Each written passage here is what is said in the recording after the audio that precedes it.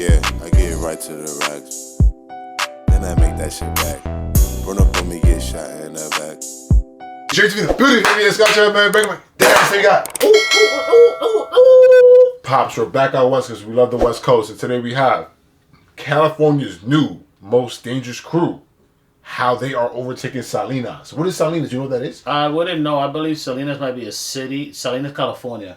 I believe. I'm guessing. Mexico, maybe? Yo, listen. If it's your first time tuning in, we're trying to figure this out because we're from the East Coast, but we rocking with the West Coast heavy. If it's your first time to tune in, subscribe to the channel, request the content, and we react. Please give us a like, a thumbs up. Yeah, like it. Yeah. Can we get 500 likes on this vid? Easy. Yeah, and I like everyone in the comments that put thumbs up because we make you feel good every day. You know what I mean? Nah, that's what's up. So it's JTV. Follow me on JTV Instagram. Follow my podcast on Instagram. Also join the Discord below. And let's hop right to it. No more talk. Welcome back to another episode of Swamp Stories. For this video, we cover a wild city that's never been covered before. This is the kind of city that you never think of, even if you live just 30 minutes away. Regardless, this story may be the wildest one I've ever covered. But before we get into it, make sure to leave a like and subscribe if you're new. You can also follow the Instagram page as well. So let's get into it. If you're not familiar, Highway 1 is the scenic highway that connects Northern and Southern California. And every year, hundreds of thousands of people take this beautiful route on vacation. Yo, wow, nobody talks about this beautiful landscaping that they have done. It's not landscaping, it's already done. The landscape. So if we go out there, would anybody want to join us? We're going to rent a Tesla. No, an RV for everybody to fit. Yeah. Right? Okay, bring that Zaza! Thousands of people take this beautiful route on vacation. Well, as you make it north about an hour and a half from San Francisco, you stop by possibly the best region of the trip. The region is called Monterey County, and on a nice day, it's probably the closest thing to paradise. Along Highway 1, you pass by beautiful sand dunes and hills that overlook the ocean. And because of this, it's home to some of the most expensive real estate in the country. For the most part, Monterey County is vacation homes, Airbnbs, and old people kicking up their feet. But what if I told you that it's also home to one of the most dangerous cities in the state? Just 25 minutes east of Monterey is the city of Salinas. And believe it or not, this place is worse than Stockton, East LA, Long Beach, and even Richmond. It's the kind of place where staying inside is always a better idea than not. But it wasn't always this way, so let me explain the history. Why are Cali hoods so close to the nice areas? Santa Monica Beach is very close to the hood. You got Hollywood is very close to like Inglewood and all that. You know what I'm saying? Why is everything so close together in California? They're adjacent to it, right? And I never understood how these smaller cities do the most crime. Isn't that crazy? Well, but I think it's a mountainous region. Yeah. So the living areas are condensed. Oh, okay. You know what I mean? That's geographical lesson for today. It's a better idea than not. But it wasn't always this way, so let me explain the history. Since the start, Salinas has been an agricultural city, producing 70% of America's lettuce. And because of the agriculture, it's always been a city where migrants come to work and make a better life. Salinas was always low income, but for most of its history, it was a peaceful place to live. Families came with no money and within a few years had purchased a modest home and lived a decent life. Salinas was the true definition of the American dream. But then came the 1970s where everything began to change. For those who are unfamiliar, in the late 1960s, California prisons became divided into two sides. The Southern California-based La M and the Northern California-based NF. For the first few years, the battles and affiliations only took place within the facilities. But then in the 1970s, they began spilling over to the streets of California. NF became known as the Norteños and La M became known as the Sureños. Yeah, I was going to ask, I'm sure they end up turning into the Norteños and Sureños. Yeah, but who's the founding father of these two? Like, did they just be like, we're the Sureños? No, but we're the Norteños. Like, who came up with it? Let us know what documentary we can do covering that particular that'd be fire. To find out, like, the beginning. NF became known as the Norteños and La M became known as the Sureños. Early on, the entire Northern California was Nortes, but then the Southsiders began creeping up.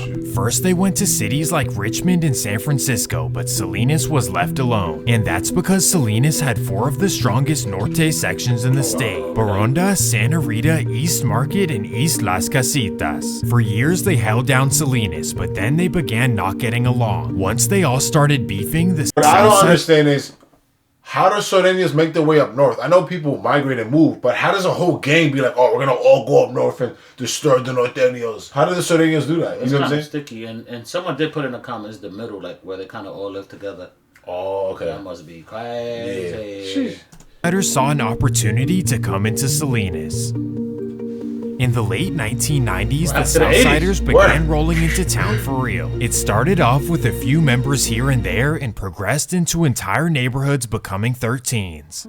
First, the Vagos 13 took over the Alisal neighborhood of East Salinas. Then, Eldorado 13 took over the Hidden Ranch neighborhood up north. And most importantly, Hebron Street 13 took over the neighborhood across from East Market. Quickly, the numbers began looking like 60-40 when they used to be 95-5. Well, after a while, enough was enough, so 3 Northsider sections decided to put their pride to the side and come together. They figured that this was the only way to stop the growth of the Southsiders. So in the early 2000s, East Las Casitas, East Market, and Santa Rita, Bahamas all came together to form SNE. This was also known as the Enterprise, and their stated mission was to take back Salinas. They called this hunting, a process where anyone looking suspicious or wearing blue could be a target. And this is how Salinas became one of the most dangerous cities in the state. And sadly, East Las Casitas kicked things off in the worst way possible. August 27th, 2004. Pretty It's a recent. Friday night in the Shadowbrook It's a Apartments, a complex controlled by ELC. Earlier in the day, an ELC member named Ruben Lopez drove to San Rafael to rob a Southsider member. Somehow, the lick went bad and Ruben Lopez had to use his blower. And after evading the Marin County Sheriff, he made his way back to Salinas. Well, at sunset, he arrives to the Shadowbrook Apartments and hands over his blower to fellow ELC member Mario Trujillo. And this is the guy who everyone fears in Salinas because of his wild ways. So handing it over to him was the worst decision possible. And of course, at midnight, Mario Trujillo decides to put it to use. 12 a.m. Mario Trujillo hops in his pickup truck and drives into the Zebra Street 13 territory. As he creeps down Pacific Avenue, he notices a man in blue fixing his taillight. So he gets out of his car and calmly walks up to the man. He asks, "What do you claim?" And then the man and his friends answer, "We're just racers, we don't bang." For whatever reason, Mario doesn't believe it and he says, "You look like scraps to me." And sadly, that's when he reaches for his waistband and makes his decision. Oh my God. So, nobody talks about Mexican on Mexican crime being like an epidemic in the country. We always hear about black on black crime, but I never was introduced or exposed to Mexican on Mexican crime, especially in California. Brown on brown, yeah. Yeah, brown on brown crime, if it makes more sense, you know what I'm saying? Yeah, that's pretty interesting. I never heard anyone reference that, but I'm sure it's a thing. Yeah, because nobody as far talks as about people this. having concern for that thing, you know? Because you got to remember, you Mexicans are deep, so I'm sure there's a lot of guys on your side, there's a lot of guys on your side, so there's a lot of bloodshed because you guys are going to run into each other. Yeah. It's bound to happen, you know what I'm saying? Right. And this poor guy, he was just fixing his car and shit. I know, man of his business. Span and makes his decision. Damn, it sucks. Mario drives away and he throws his white hoodie into a parked pickup truck down the street. Burn He it. then dumps his car into an abandoned parking lot and walks back to the Shadowbrook Apartments. After police arrive to the scene, the friends of Juan Rea tell them to look for a white sweatshirt in the area. So one of the officers goes to look around and actually finds the hoodie in the back of the pickup truck. However, the lead investigator strangely told him that it wasn't evidence and that he needed to throw it in the trash. So that's exactly what he did, and Mario Trujillo got away with this because of the negligence by Salinas police. Yo, this is like the 30th then documentary we've done, and this is the 30th time we've seen dudes get away with literally murdering somebody. Yeah, due to police incompetence. This is bad. Step up your game. The California Police Department. What's going on here? Everywhere, too. We're talking about the NorCal. We've seen it in the SoCal scene. We've seen it in the Woody documentary. Go check out our Woody documentary. Draco the Ruler documentary. Yeah. CML. Another one. 67. With this because of the negligence by Salinas police. But then San Rafael police make up for everything. In early January of 2005, an arrest warrant was sent out for Ruben Lopez, and after turning himself in to Marin County Jail, he was placed in a cell with a confidential informant. The informant was playing the character of a fellow Norte, and he made Lopez feel comfortable. So Lopez revealed that the same tool he used in the robbery was also used in Salinas the same night. However, after numerous attempts to try to get him to say who did it, Lopez never cracked. Regardless, San Rafael police would send over the recordings to Salinas, and from here Salinas police would print out a list of ELC members and present them to Juan Reyes' friends. They all simultaneously pointed at Mario Trujillo, and just like that, Mario's Salinas apartment was raided, and inside of his closet they found the tool that Lopez described. So you may be thinking, criminals are the dumbest people of all time. They always keep the tools in the house. How do you use a dirty gun? Like, you think this is the Wild Wild West, you're using dirty guns. You're not in Mexico, dude. Like, they're gonna come and get you, bro. What are you doing? Yeah. You always gotta prep for the worst case scenario. That gun should be in New York. Yeah, and you shouldn't be talking to anybody about anything that happened. Word. Like, what the Because these cops, they always put, which is kind of like entrapment, like they get a celly to get information from you and shit, and then that person testify against you. And that's bullshit, because that person might be wanting to get out of jail, you know what I mean? his closet, they found the tool that Lopez described. So you may be thinking that this was a case closed, but what you have to understand is that this is Salinas, where things are completely dysfunctional. Even with all this evidence, Mario Trujillo beat his case after a jury trial of 8-4. So just like that, he went back to his old life in the streets of Salinas. That was until 2007, when the courts discovered that the judge had written letters to the jury thanking them for their not guilty verdict. So because of this, Mario was to be tried for this same incident once again. That's double jeopardy. Yeah, what's up with the double jeopardy law? What the fudge? He got away with it 3 times, right? The sweater, the gun. He beat the case and then they retrialed him? Please tell me he's about to Oh, get... Mariano, you pissed off. Let's see where he's This at. sound like a federal lawsuit. This time, a new judge and jury sentenced him to 65 years to life. But the biggest takeaway from this trial is that Salinas police learned of SNE and their plans to take out the Southsiders. Regardless though, this trend would continue. September 2nd, 2008. It's a Tuesday evening in South Salinas, a neighborhood claimed by many Southsiders. And at 6:30 p.m., a man named Roberto Cervantes and his son Juan Cervantes are hanging out in their front lawn. And that's when a car full of Santa Rita SNE members rolls down the street. They notice Juan Cervantes, a certified Southsider member. And that's when the men roll down their windows and make a wild decision.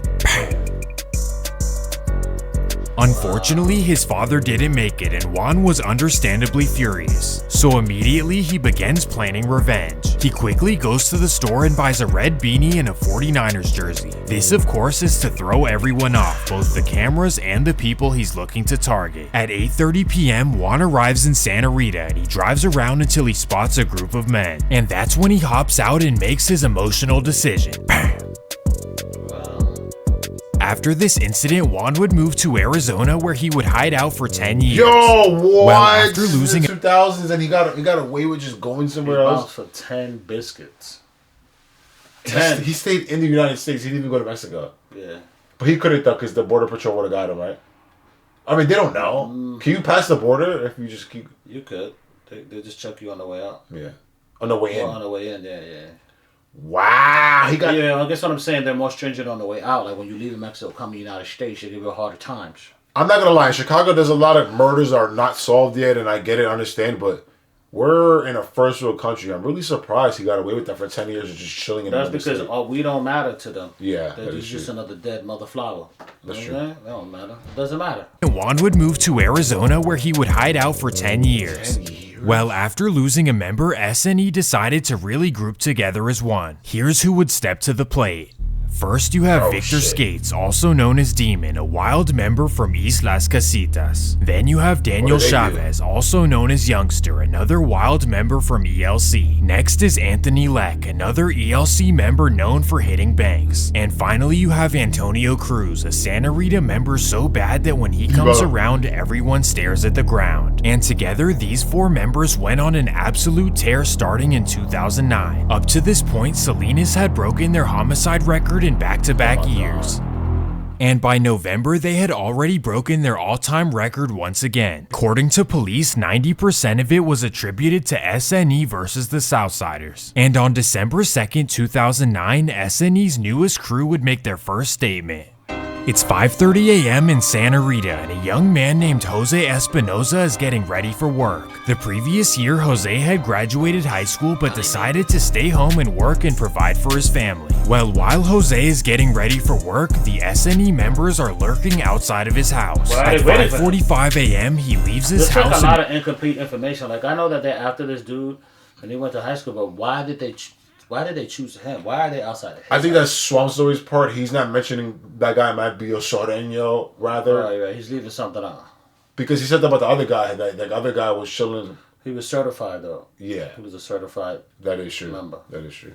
Members are lurking outside of his house. At 5:45 a.m., he leaves his house and walks towards his car. Little does he know that's where Antonio Cruz is waiting for him. According to police, Antonio Cruz thought that Jose was a Southsider when in fact it wasn't true. They believed he was only targeted because he lived in Santa Rita and was Yeah, it's seen so wearing funny blue. because you always talk about bystanders and how in the hood, you said you were mistaken a lot in the hood. Can you tell a story about like how you were mistaken? Yeah, I was mistaken to be family to one of the craziest set of brothers that I've ever known in my life. Yeah. And it was times where people would run up and be like, yeah, your brother and so-and-so. Like, nah, I know them, but they're not my family. Yeah. Because they had a lot of smoke with a lot of people. So I was stepped to a couple times, asked questioning me, and I made it clear that, nah. Yeah, because that's very normal, like to see, to get mistaken for somebody. You're getting And smoked. we kind of favored each other. You kind of look like family, but I made it clear. So after a while, people knew that, nah. Yeah. Because I just stayed away from it. Wasn't true. They believed he was only targeted because he lived in Santa Rita and was seen wearing blue. Unfortunately, the sad story became an everyday occurrence in Salinas. The formerly peaceful town was now a city where it's a risk to even leave your house. Well, after this incident, SNE would shift their focus to making money. Taking money. Together, they began planning missions to hit banks and jewelry stores all over the Salinas and San Jose area. In 2010, they hit Zales Jewelry in Gilroy, Rabobank in Santa Cruz, and Wells Fargo in Watsonville. After all this, it's estimated that they grossed over $500,000 in the summer of 2010. And after collecting all this money, they decided to go back to the streets of Salinas. November 10th, Yo, 2010. we just ran on banks, fool, the whole summer. We're up $500,000. Let's go spend it on cocaine and strippers. Go back to Salinas, fool. My cholita. And where? San Jose or Los Angeles? Salinas, not Salinas. At the beach. At the beach, Salinas is dangerous, Holmes. To the streets of Salinas. November 10th, 2010. It's a random Wednesday afternoon in Salinas, and a popular East Salinas man returns home from Mexico where he spent a year in rehab. Well, that night, the man whose name is Jose Vasquez is in his wheelchair outside of his old house. The house happens to be located in the Cyber Street 13 area, just across from ELC. Well, coincidentally, Victor Skates and Daniel Chavez happen to be driving around the block. And while sliding down Orchard Avenue, Victor Skates notices an old Southsider from back in the day. So Daniel parks the car and Victor runs out. Yo, what? Wow. Handicap? According to Salinas police, this was the 9th SNE body of the year and there was still a couple months left. Well, just 9 days later, the Santa Rita SNE members would make a move as well. November 19th, 2010. It's a Friday night in Salinas, and that means that it's party time. Wow, For so the Eldorado Northers were up, they upped the score basically after the guy revenged for his father that passed away. Yeah, it's like a back and forth thing. So something like this will never stop. Yeah. Because there's too many people who have passed away. Yeah, it's true. There's no solution to this. 13, they have a house party rocking on Arcadia Way. Well, through some female friends, Antonio Cruz gets word of the party and he sees it as a perfect opportunity. So he gets his tool, hops in his car, and goes on his way to pick up his SNE members. Together, they ride out to Arcadia Way looking for trouble. For 20 minutes, they sit outside the party until finally a man walks out. And that's when police say Antonio Cruz makes his move.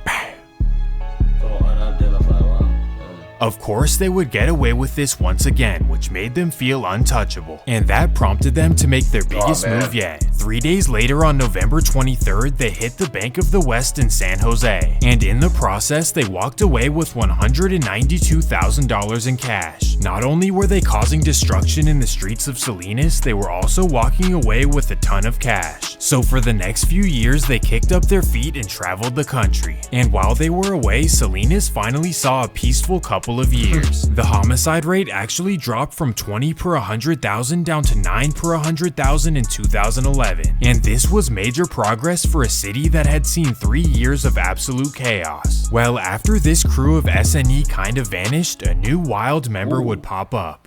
Let me introduce you to Charles Gutierrez, also known as Trigger. This guy was one of the most feared men in Salinas over the 2010s. Well, in the first week of August of 2015, he and East Market lost a fellow member. So a few days later on August 7th, they all gathered around for his candlelight. Of course, everyone there is angry and on edge, especially Charles Gutierrez. Well, the candlelight takes place at the exit of Rancho Salinas, a local mobile home community. And inside the complex also happens to be another family gathering. A Mexican resident named Elliot Serna is in town. But the Mexican program, that's how you know the Browns stick together, because it's crazy how Sureños are cool from dudes from all the way from San Diego all the way up to all the way North Cali, and they keep the same program no matter where they're at, and they support each other. But you got Crips from other places, black neighborhoods, who don't get along. And they're both Crips from the same area. Yeah, but it made sense for them to get along because the jail system, right? Yeah, and the area got taken over, so they had to merge. No, but I'm saying in general, all over California, those Sureños sit together, and the Norteños sit together, meaning that, like, Crips don't sit together in different places. Like, right. They're not a lot more structured. Yeah, it's structured. It's crazy. Yeah, because it's only two sides. Well, right? You could be somewhere else, right? And you could have Bloods could be fighting Bloods and Crips could be fighting Crips. Word. You don't see that. Another family gathering. You don't think. A Mexican resident named Elliot Serna is in town to visit his mother. Of course, Elliot knows nothing about Salinas as he had never been before this trip. Well, at 10 p.m., Elliot and his cousins hop in their aunt's car and leave to get some tacos. As they try to leave the complex, the street is flooded with East Market members. The members will not move out of the way, and Charles Gutierrez actually walks up to the car window. He then asks Elliot what he claims, to which Elliot has no clue what to say. For whatever reason, Charles doesn't like his answer and he makes a terrible decision. I'm not gonna lie, people like this right here deserve to get life. I'm not gonna lie. How are you just going up to random people and shooting them? You don't even know your ops, bro. You don't know who's your opposition. Like, what are you doing? It's almost it's like the equivalent of like when these kids go and shoot up a school and they just shoot up a bunch of people. Like if you have a problem with a certain person, I understand. Go handle it. Go handle that with that person, but to like just like randomly just like pick a target, man. So I don't know, man. Sometimes people have that battery in their back. They just make a bad like this evil spirit. It just takes just over. Make a bad decision, man. Changes everything, you know. Charles doesn't like his answer and he makes a terrible decision. Charles would be arrested after the incident and ultimately sentenced to 36 years. This was yet another case of mistaken identity in Salinas, and the FBI decided to step in to help. They opened an investigation into the entire SNE, which they called Operation Daybreak. I noticed that when bystanders get hit, it's done. It's over. It's over. It's a wrap. Like, they don't care if y'all shoot each other, but when y'all start shooting innocent people, you guys are gonna get indicted. Women and children. Yeah. Here comes the RICO. To the entire SNE, which they called Operation Daybreak. On November 18th, 2015, the FBI conducted dozens of raids around the Salinas area, and through confidential informants, the FBI was able to tie everything together. In total, they discovered 12 homicides between December of 2009 and November of 2010. On top of this, they collected $900,000 in all of the raids, and that's how they discovered all of the banks and jewelry stores they hit. The operation had 73 charges in total, which most were found guilty. This would be the end of SNE for good, and Salinas could finally rest. But as you would expect, this wouldn't last long. In fact, this next generation would come harder than ever before. After losing a couple members in 2016, all of the Norte sections in Salinas decided to come together. Just like before, ELC, East Market, and Santa Rita came together. But this time, 2 more sections would join their side. First, the Baronda boys would join the Alliance. This is a reputable section on the west side of town. Then next, the Sons of Samoa from neighboring cities would join the alliance as well. This is because they were having problems with the Southsiders as well. So with all these wild sections together... Wait, the Sons of Samoa, so they're like Samoans? You never heard of them? No. I've heard of them. I've heard of them. They run deep. We gotta do a documentary on these folks. Yeah. Send us a link, y'all. So Samoans linked up with another, like the Norteños. Yeah. So Norteños were that deep? I think so, yeah. That's what they're saying? Apparently. Having problems with the Southsiders as well. So with all these wild sections together, they decided to call themselves the Murder Squad. And ultimately, their mission was to, quote, go hunting. Wow. The squad was led by a man named Siake Tavali, also known as Shocky. Shocky was a smart man who coordinated everything down to a T. For example, he always used 2 cars, one for police to chase and one that actually did the crime. On top of this, he would do things like dress in blue to disguise himself from his enemies. Well, the squad was made up of 11 members, led by Shocky. You have Christopher Purcell, also known as K-Dog, and also Anthony Valdez, also known as Hater, both of which are Baronda boys. Then you have Andrew Alvarado, also known as Oso, Anelu Tavale, also known as Angel, and John Magad, also known as Romeo. And lastly, you have Neil Palermo and Luisa Tede, also known as Reese's, both of which are the 2 youngest members. The squad came into existence. No idea Samoans out here putting in pain, bro. Putting in pain. Nobody talks about these groups. Like, this is one group nobody talks about. We know the Asians and shit, but they're Pacific Islanders are different. Yeah, we're gonna have to do a doc. Wow, that's interesting. Also known as Reese's, both of which are the 2 youngest members. The squad came into existence on New Year's of 2017, and what they would do over the next year would devastate the city of Salinas. It all begins on January 12th, 2017. It's a Thursday night in Salinas, and word gets around of a Southsider party on Sunrise Street. So Shocky immediately calls a meeting with his squad. He then decides to put K-Dog and Hitter in one car and him and Oso in another. So in separate cars, they make their way down to the party. Shocky parks at the beginning of the street and K-Dog parks at the end. At midnight, Southsiders begin to leave the party, and that's when the men hop out of their cars. Wow. 2. Both cars evaded successfully, however one of them actually flipped in total. However, Salinas police were somehow not notified. Of course, everyone would get away. Also, the dude in the middle snitching.